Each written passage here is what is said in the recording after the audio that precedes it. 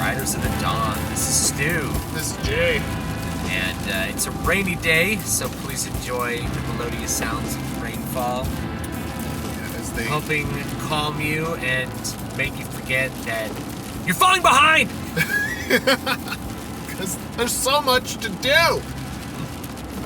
This is something we've been thinking about. We're going to talk about two things that are kind of connected that I think really keep people from writing. Because remember, if you're a writer and you want to write, one thing that you have to do every day is you have to write. If you don't write every day, you're not a writer. Right, your skills will diminish.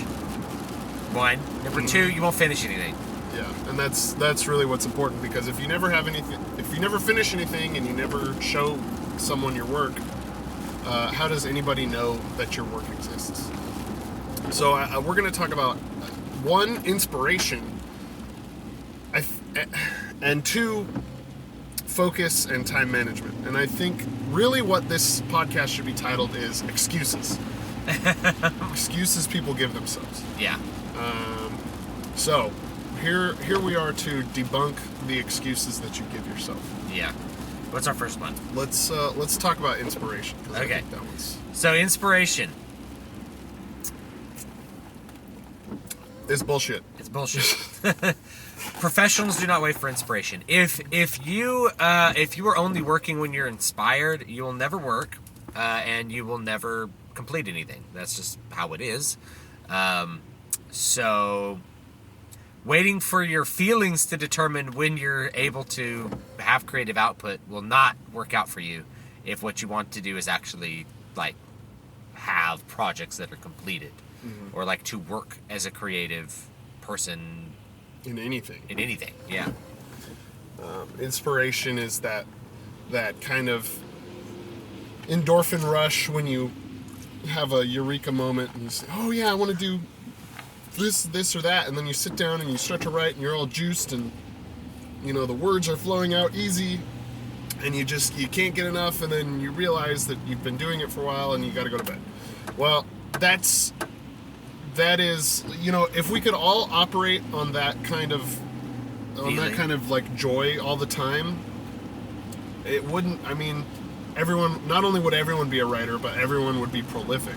So you have to realize that the majority of your work time is going to be spent in frustration. Really, you gotta understand that it's called work. Yeah, it's called work for a reason. Even if it's a labor of love, you're still working.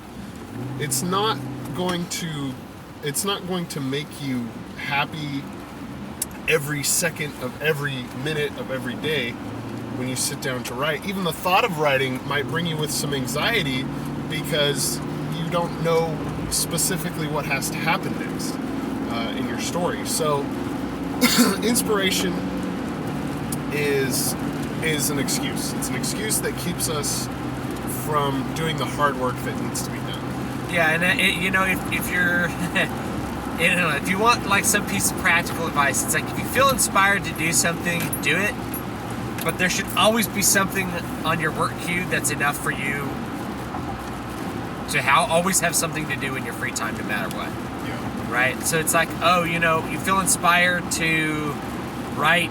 A story about a flying frog. So you sit down and you write a story about a flying frog real quick. And then the next day you wake up, you're like, I don't feel inspired to go back to my book. It's like, doesn't matter. Yeah, get to work. Get to work. This is something like, you always want to focus on a project, and this isn't a steadfast rule, but it's one that you should really stick to. Is if you're working on a project, finish that project before you start a new one. Because the more irons you put on the fire, the more overwhelmed you're going to get, and the more you're going to choose not to work because you don't feel inspired. Because you've kind of given yourself a bunch of different outlets, and each one of those outlets is going to, first of all, it's going to take up some of your mental energy. Second, it's going to keep you from having the focus you need to buckle down and work when you don't feel like it. Yeah. Yeah, and like I said, I mean, if you feel particularly inspired to do something that day, you can do it as long as it's not like every day you're getting distracted. Yeah. You know, if it's like, man, I feel really inspired to just, I don't know, work on this other thing. It's like, hey, go work on that. But you want to feel like you're able to be productive pretty much always. Yeah. And the thing is, inspiration doesn't last. It's kind of like, you know, I've had people say like, well, I just didn't feel inspired to do it, or just like I remember talking to someone about they were taking composition lessons or something, music composition lessons, and like the teacher just didn't inspire me to work. I'm like, that is the dumbest thing I've ever heard. Yeah, it's not the teacher's job It's to like, inspire you. How in the world is it his job to inspire you to do what you signed up to do, presumably because it's something you want to do, Right. right? It's like, oh, you know, the instructor just didn't inspire me to do this thing that I am majoring in. It's like, Yeah. what? How the hell is that his job? Yeah. It's your job to figure out the inspiration and the motivation part. It's his job to tell you how to do it. Yeah. So, oh god, the other thing about that too is like, if you let yourself be unproductive, it's like, man, I just didn't feel inspired. It's kind of like being married versus having that person as your girlfriend, right? It's like if somebody divorces their wife because they're like, I just didn't, you know, or if you divorce your husband, you're like, when I wake up in the morning, my heart doesn't skip a beat just thinking about seeing you. It's like, yeah, that's called being married. That's the goal. The goal is to get to that stable place where you really know a human being. Yeah. Not where you feel like infatuated with them every single second of the day. That you know them as as a fellow human. Yeah. Yeah, not as some pedestal sitting icon. Yeah, it's like, oh man, I really want to feel that feeling again. It's like, that feeling just, it's worthless 99% of the time. Yeah. Anyway, go ahead. So, it's a lot like infatuation. It goes away. And if you wrote a story once and you're like, man, I just felt this certain type of way, maybe I should be a writer, and then you have since not felt inspired and never done anything, maybe this isn't the right thing for you because it's a lot of work. What I do when I sit down to work on something is I go back and I read, you know, the last 2 pages, page and a half of what I had written to make sure that I'm focused on where the story is going. I've got my outline sitting out on a separate monitor. You know, YouTube isn't on. I don't have any social media turned on. It's because you got to sit down and you got to focus. So it's not like I sit down and I'm like, I'm gonna write this, and this. Sometimes I'm lucky enough for that to happen, but usually not. Usually I sit down. Okay, this is where I ended. What happens next? So the process starts with the question. What happens next? And you get to work. This gets really to the next thing I wanted to talk about, which is time management. So another thing that I hear a lot of writers say was, "Well, I'm so busy. I didn't have enough time to get to writing today." So again, this is an excuse. Sometimes I'm going to say sometimes it's a valid excuse. But if it's one of these things where it's like, you know, because sometimes things come up, right? You know, like, I don't know, you have a death in the family. Well, it's kind of difficult to be productive while you're, like, planning funerals and stuff. Well, the chronic nature of the excuse is what the problem is. It's like, I was at work all day, and then I came home, and, you know, I wanted to see my wife, or I wanted, I was just thinking about that excuse, too. You know, it's like, you know what, man, I was still productive the week my dad died. Yeah. You know, and I still find places and times to work even during, like, really extensive periods of stress, and if I don't do that, then I really... My stress level increases because I haven't worked on my goals. So I think this really links up with focus, because especially in our modern cell phones and apps and everything, we're always finding moments to waste time. Yeah. And I want you to think about the things that you do to waste time and how you might be able to replace that with productivity. Or something that contributes to productivity. Right. Like, you get your phone out, you check Facebook, Get your phone out, read a book. Yeah. Because the book is more entertaining, number one. Number two, doesn't make you feel bad because your life isn't as good as the fake life your friends are presenting to you. Right. And number three, will help you as a writer. Yeah, even if it's just seeing what other authors in your genre are writing. Yeah, just reading a book and having language exposed to you constantly, like the language of the narrative. Just that would be that's an easy replacement. Yeah, easier. And one thing that I'm guilty of is I play little mobile game apps that will just eat into my productivity time. And then I sit around and like, oh man, what happened to today? I only got X, Y, and Z done. I didn't get to everything on my list. Well, I mean, if I really think about it, I understand what happened to it, and I'm just using that as an excuse. So you've got to make sure that you have to frame all your decisions. Is this decision moving me towards my goals? If the answer is no, you need to do something else. Because this is a really competitive thing. Really competitive market, yeah. It's a really competitive market. It's just like music or anything else. I mean, there's another question in there too, which is like, how much downtime should somebody give themselves? Because we're kind of giving the Arnold Schwarzenegger answer, which is like, right. You have 18 hours a day to work, you have 6 hours to sleep. Right. Those of you that say, Arnold, I need 9 hours to sleep. Then sleep faster, I recommend. And I don't want to put out this message that's like, never have fun. Right. Like, I don't know how much downtime any given person should have, but I feel like you should have some time that isn't work. Yeah. That, like, your mind can unwind, you can relax, you can think about other things, you can daydream. Because that's kind of feeding the well, too, of, like, creativity. If you do nothing but work, you're going to find that creative well kind of dried up, I think, eventually. That's part of reading. Like, reading is feeding the creative well. Play games, that kind of feeds the creative well. So, I don't know. There's got to be some kind of balance in there. But don't let me say that give you an excuse to be like, well, Stu said I didn't play a game, so I'm going to play Oblivion for the next 40 hours. See how that works out. Yeah, because that's really the problem I see, is any excuse we can give ourselves to do something else when we take, and then, you give an inch, you take a mile, even with ourselves. Yeah, what was the thing where it was like, you find yourself doing the dishes to avoid homework? Yeah, you'll find yourself doing even other work to keep yourself from doing the harder work. Yeah, the harder work. So it's like, man, I don't really want to write this paper. If you find yourself doing dishes instead of like writing a paper, you know that you need to be writing. You know that you need to be writing the paper. Yeah. Like, I'm still doing work. I'm still doing things that need to be done, but it's like you're just avoiding the thing that really needs to be done. Yeah. And that's a really common thing,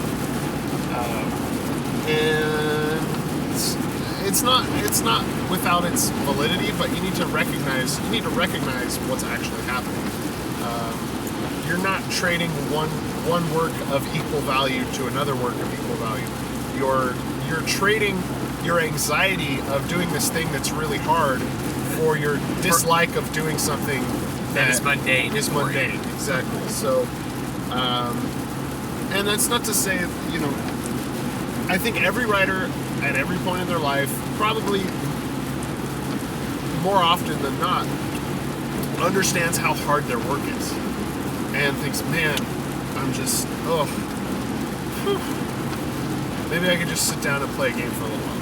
And then the problem is you get stuck in kind of a feedback loop, where you're like, oh, I need to relax. Oh, I need to relax. Oh, I need to relax. Oh, I'm running far behind my work. Yeah, and then suddenly you start to panic because you haven't done any work. So yeah, you gotta figure out how to make sure you do the work every day. So like, a really good thing is to kind of approach writing the way that like a musician would approach their instrument in practice, which is to say, you set aside a time and you work during that time. So whatever the time is, it's your time. It's your practice time. So if it's 9 to 11 o'clock at night, 9 to 11 o'clock at night, you're being productive. Yeah. I had a principal that I worked for years ago who he talked about when he was getting his master's degree. He had 2 kids, and the only time that he could work was from 3 a.m. to 6 a.m. So that's when he worked. He got up at 3. He worked till 6. At 6, his kids got up. He had to make a breakfast and then get ready for work himself. Get him out the door and all that good Yeah. stuff. So I mean, there's lots of work to do, and you have to set aside the time for you to be able to get it done. Yeah, if you don't make time, you'll never have time. Exactly. So for me, I mean, I'm not that extreme, but I wake up at 5. I don't have to be anywhere. I don't have to be out the door until 7. So I give myself 2 hours in the morning to be productive, and I still found time here and there to be productive in other ways. But I also know that when I get home at night, I don't want to be thinking about work when I have that time to spend with my family. So that's how I stay focused. And I've tried, we talked a little bit about this in process, but having a specific word goal in mind makes me more anxious, especially if I don't need it. Whereas if I have a block of time to work, and that work time is over, I don't feel as anxious. Yeah, so, I mean, here's another thing, we've talked about this before, but I'll reiterate the point. Having goals do not make you meet goals. Yeah, having a process. Only a process will make you meet the goals. So, the thing is, you should consider your goals the first day you set out on a project, right? Plan to meet the goals, and then every day you have your time, and you just do that, and eventually the product comes out. And that's probably the best way to think about it. And I think if you can manage your time so that you always have a specific time every day, it's really hard. If you have kids, you have stuff going on, it's really hard to always do that. But if it's like a checkbox, like, okay, now the time is to do this, and if something comes up later, you go in and at least you do something productive every day. You write at least a little bit every day. Then you're gonna, even with the setbacks, you're gonna be making progress towards your goals, and you're gonna feel good about that. Because every day you're making progress towards your goals, you're not going to feel like you're spinning your wheels, you're wasting time. It won't feel as much like work, It's not going to feel like a struggle because it's just part of what you do. Yeah, and that's what's really important because again, it's what you start to develop in your process is this sense of satisfaction through working towards your goal, and that will not only replace but supersede the endorphin rush you get from working through inspiration. Yeah. Because it's consistent and you know how to recreate it. And this idea of like writer's block won't trouble you again. Yeah, I mean here's another piece of practical advice. It's buried in this podcast, so it will come up again, but writer's block is usually the result of the writer. And I've given some tips out before on how to bust through writer's block by trying different things out, by forcing yourself to write. Usually it's the result of I don't know what happens next. And the thing is, if you are a competent story writer and you're able to step out and you can gain these skills from criticizing and analyzing other pieces of work, which I do extensively on my YouTube channel. Not extensively, but I do it a lot. If you can step outside of that and see where your plot is and know what has to happen for you to have the story that you want to have get finished, then you're going to know what the next event you need to write is. Okay? Yeah, you're not going to... Sometimes you feel like, I imagine that the next thing... Now they're going to go through this sort of environment. They're going to do this in the story. But I don't know what happens next. Like, think about what event happens next. It has to happen next for you to fulfill the plot goals. And you can just do that. Right? You don't have to make it... It doesn't have to be I feel inspired to make this moment happen. Or this idea just sprang out of my imagination. It's like, no. It's a craft. So it's okay to sit down and say, okay, the next thing that needs to happen is this, and then write that. And then you're like, oh, well, I didn't feel like particularly inspired about that scene. It's like, it doesn't matter. It's going to get you onto the next part that you are going to feel inspired about. Yeah. And part of that is you have to remember that you can always change stuff. But if you don't ever like, you don't finish the book. Yeah, if you don't finish your screenplay, it doesn't matter. Yeah, it doesn't matter how many times you change it. It's still in your desk drawer. It's still on your hard drive, and no one's ever seen it. So there's plenty of times where I think, okay, this is what has to happen next, and then I sit down and I start to write it, and I think I'm not sure that this is going to be a very good scene, or I feel like I haven't set this scene up in the way that I would like to. But then you smash through that and you keep writing it, because I'll make a note about it if I haven't set it up. Exactly. And then in editing, I'm like, okay, I'm gonna add add a couple lines of dialogue back here, and that'll set that up. Yeah. And trust me, once you get done with a book or two, or a screenplay or two, if that's the medium you're writing in, it's going to be a lot easier for you to think about the entirety of the work and understand what is missing from it, what you need to go back and set up, where. Although it's difficult as a reader to be like, how do you keep 500 pages of narrative in your head? It's like, believe it or not, it's actually not that hard. Yeah, when you're thinking about a story, it's you're really just thinking about the plot points. And as you're reading through it again, and like Stu said, you leave notes for yourself where you say, oh, okay, this is what happens next, and I didn't feel like I set this up, and then just make a note. I usually have 3 files. I have a note file, I have an outline file. Actually, yeah, a note file, an outline file, and then sometimes I'll have I have the main file, and then sometimes I'll have a 4th file. If it's a particularly complex project, I'll have a second set of notes that includes like every character's name, and a description about them in case I somehow have forgotten their name. Which you're like, how could you forget the name of the characters you write? It's like when you're writing like high fantasy, it's surprisingly easy to forget about, like, oh God, what was the name of the guard? Yeah. Well, not only that, but if you're working across books, and you have characters with surnames. Yeah. Like, oh, did I give this character a surname? Or when I was writing Muramasa, and like they're all Japanese names, and like I understand Japanese names, but it's like when I have like 100 characters all with Japanese names and I'm not Japanese, it's like it's good for me to write them down so at least I can remember. It's like, oh yeah, Minamoto Daiki is this character. Yeah. Now I'm like, oh, I can remember them all now, but I had to write them down to be like, okay, this is why I'm naming this character this is where his family is, and this is where, it's like, they have a description. It's a good thing. I know that doesn't have quite that much to do with what we're talking about, but it's good, because then you're not going to waste time trying to remember crap. Yeah. Because it does. It comes back to focus. Because if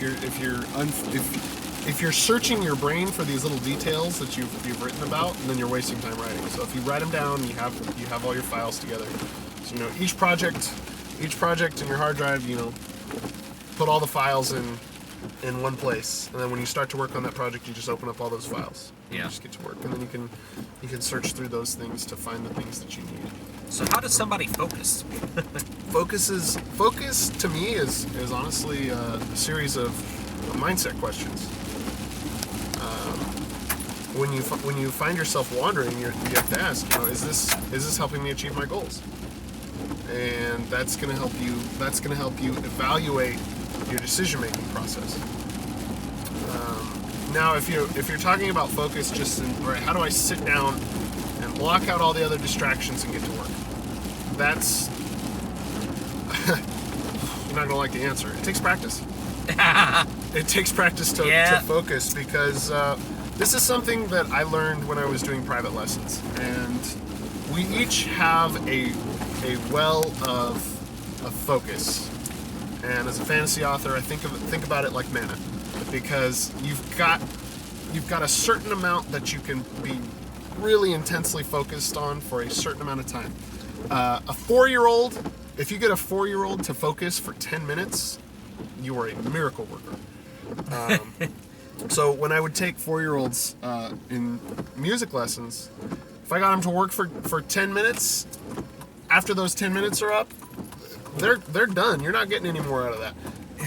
You need to give them something else to do. Yeah, give them something else to do. And you can try and revisit that. Now, an adult, you can get about 45 solid minutes if you're practiced at it before you need to take incremental breaks. Yeah. So you need to understand the point where, first of all, you need to find yourself in the zone, in that focused zone, and then notice when you've fallen out of it. Try and put yourself back into it. And if you notice that you just keep slipping out, it's time to take a break. Yeah, focus is like a muscle. You have to exercise it. Yeah. And like a muscle, you can't really work on it until you're tired. Yep. Like, you can't really improve your focus until you realize that you're having a hard time focusing. Yeah. That's the only way to improve your focus. It's kind of like endurance. You have to run till you're tired, and that's the only way you get to work on endurance. Yeah. Well, I think that's going to be it for today on Riders of the Dawn. Thank you so much for listening. You can find me at dvspress.com and davidvstewart.com. Email the show at stu@davidvstewart.com. You can find me at matthewjwellman.com. And we'll see you next time.